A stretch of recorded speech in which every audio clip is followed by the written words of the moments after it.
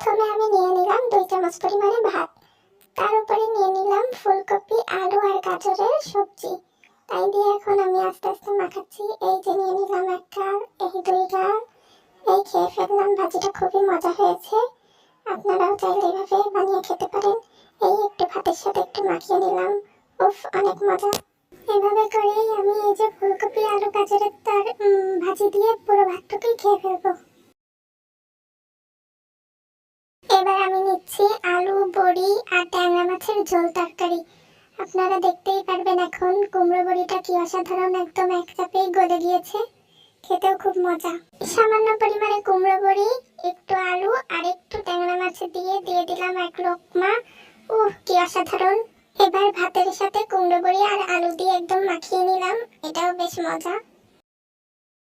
তরকারির সাথে ভাত মজা করে খেতে হবে, কিন্তু মনে রাখতে হবে ভাত বেশি